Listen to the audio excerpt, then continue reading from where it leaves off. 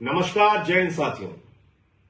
भारत दुनिया का सबसे बड़ा लोकतंत्र है और आज कई राज्यों के चुनाव परिणाम आए हैं। आपने देखा तमिलनाडु में कितना बड़ा बदलाव हुआ। एक नई पार्टी टीवीके, जिसके नेता विजय को इतना भारी जन समर्थन तमिलनाडु की जनता ने दिया।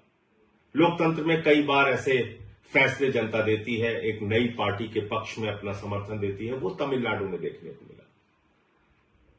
बंगाल में जो कुछ हुआ, आज उसको लेकर टीवी चैनल पे जश्न मनाया जाएगा। गोदी मीडिया बड़ी बड़ी बातें करेगा, तमाम उपलब्धियां गिनाएगा मोदी जी की और अमित शाह जी की और भारतीय जनता पार्टी की नीति की, रणनीति की, बहुत सारी बातें होंगी। लेकिन क्या यह वास्तव में लोकतंत्र की जीत है? क्या यह जनता के फैसले की जीत है? क्या आज इस चुनाव परिणाम के पीछे का जो सच है वो इस देश के लोगों को भूल जाना चाहिए और सिर्फ बीजेपी का गुणगान करना चाहिए? मुझे लगता है नहीं। सारी चीजों का मूल्यांकन होना चाहिए।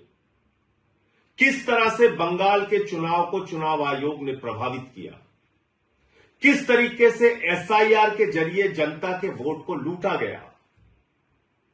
आज पता यह चल रहा है कि 3 से 4 लाख वोटों का अंतर है बीजेपी और टीएमसी के बीच में।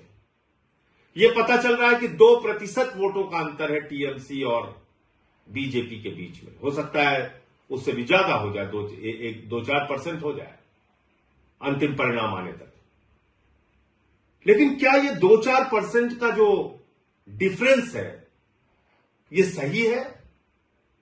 यह वास्तव में बीजेपी का चुनाव जीतने का आधार है?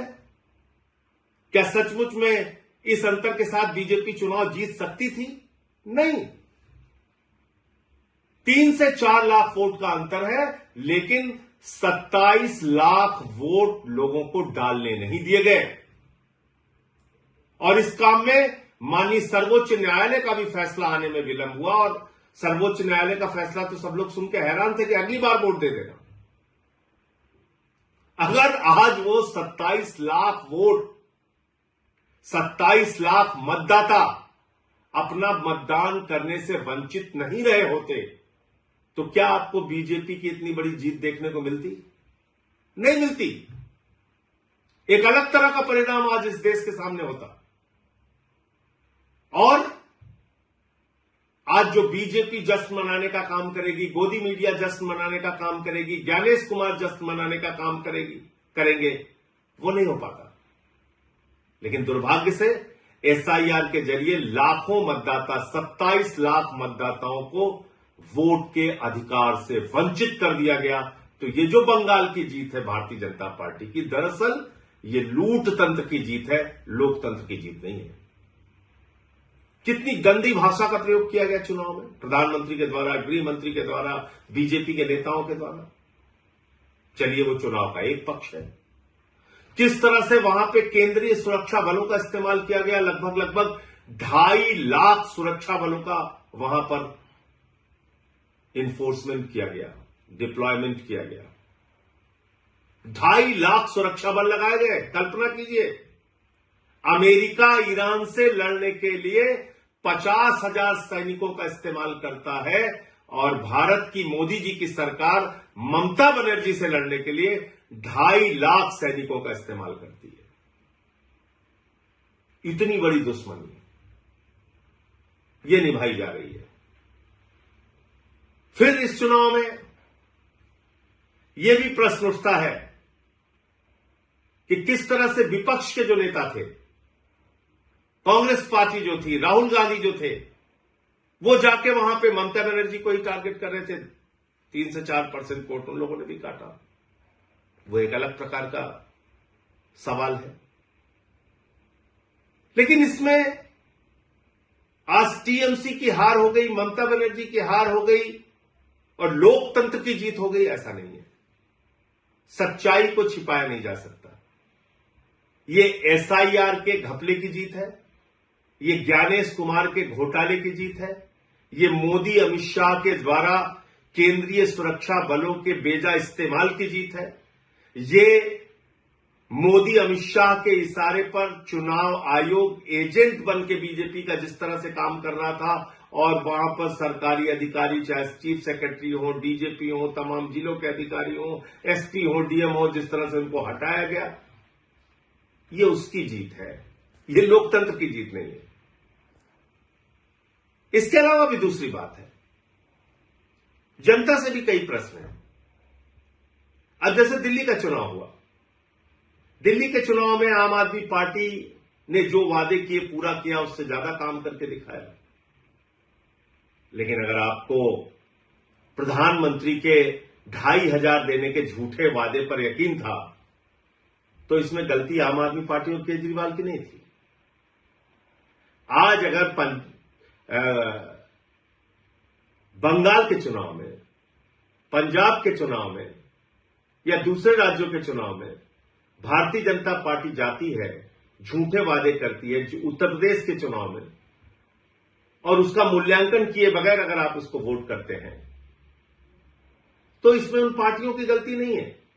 हमको भी अपने बारे में सोचना पड़ेगा। पंजाब में हमारी सरकार ने जो वादा किया उससे ज्यादा काम किया, दिल्ली में हमने जो वादा किया उससे ज्यादा काम किया, लेकिन मोदी जी झाल मुड़ी खा के चुनाव जीत रहे हैं, झूठे वादे करके चुनाव जीत रहे, कह रहे 3,000 रुपए देंगे। दिल्ली में महिलाओं को 2,500 नहीं दिया, बंगाल में जाके कह रहे 3,000 रुपए देंगे। उनकी नफरत की राजनीति पे अगर आपको गुस्सा नहीं आता, अगर 993 रुपए सिलेंडर का दाम बढ़ जाता है उस पर गुस्सा नहीं आता, चुनाव ठीक खत्म होता है उसके तुरंत बाद, और हम लोग कह रहे थे कि निश्चित रूप से गैस के दाम बढ़ेंगे, 261 रुपए 5 किलो के सिलेंडर का दाम बढ़ गया, अब पेट्रोल डीजल के भी दाम बढ़ेंगे। लेकिन अगर इन सब बातों से जनता को कोई फर्क नहीं पड़ता, तो भारतीय जनता पार्टी को क्यों फर्क पड़ेगा? मोदी अमित शाह को क्यों फर्क पड़ेगा? वो तो अपना ये लूट तंत्र का खेल चलाएंगे और जैसे चाहेंगे देश में महंगाई बढ़ाएंगे, जैसे चाहेंगे पूंजीपतियों को बढ़ावा देंगे, जैसे चाहेंगे सरकारी तंत्र का दुरुपयोग करेंगे, जो उन्होंने बंगाल में किया। ईडी का दुरुपयोग किया, सीबीआई का दुरुपयोग किया, चुनाव आयोग का दुरुपयोग किया, हजारों करोड़ रुपए पानी की तरह बहाए, अधिकारियों की ट्रांसफर पोस्टिंग सस्पेंशन किया, 2.5 लाख वहां पे केंद्रीय सुरक्षा बल लगाए, चुनाव का माहौल बिगाड़ा, जो कुछ भी वो कर सकते थे उन्होंने किया, और बंगाल में बीजेपी आज चुनाव जीत गई। लेकिन याद रखिएगा, उड़ीसा की हालत अभी आपने देखा होगा, जीतू मुंडा की तस्वीर देखी होगी, किस तरह से वो अपने बहन के कंकाल को अपने कंधे पे लेके डबल इंजन की सरकार में बैंक जाते हैं 20,000 रुपए पाने के लिए। बंगाल में भी अभी आ गए। जो नफरत की राजनीति पूरे देश में बीजेपी कर रही है, अब उसकी शुरुआत बंगाल में भी होगी। बिहार में भी इन्होंने नीतीश कुमार जी को हटा दिया, वहां सम्राट चौधरी आ गए, वहां भी अब वही सब खेल होगा। इन सब के पीछे आपके मुद्दे कहां हैं? देश कहां खड़ा है? अगर आपको इस बात पे गुस्सा नहीं आता कि ट्रंप भारत के प्रधानमंत्री को हर दिन अपमानित करता है, भारत को अपमानित करता है, भारत को नरक कहता है, लेकिन प्रधानमंत्री कुछ नहीं बोलते, अगर आपको इस बात पे भी गुस्सा नहीं आता कि देश का एक हिस्सा मणिपुर जल रहा है और प्रधानमंत्री खामोश है, पड़ोसी राज्यों से भारत के प्रधानमंत्री के रिश्ते अच्छे नहीं हैं, महंगाई देश में चरम पर है, बेरोजगारी चरम पर है, किसानों की आमदनी दोगुना करने की बात पूरी तरीके से झूठी साबित हुई, काला धन लाने की बात झूठी साबित हुई, और अगर आपको इन सारी बातों पे गुस्सा नहीं आता और राज्य दर राज्य इस तरह से लोकतंत्र को लूट तंत्र में बदलकर चुनाव जीतने का बीजेपी का अभियान जारी रहेगा और हम और आप खामोश बैठे रहेंगे, तो याद रखिएगा, बीजेपी तो अपना रास्ता तय कर रही है, लेकिन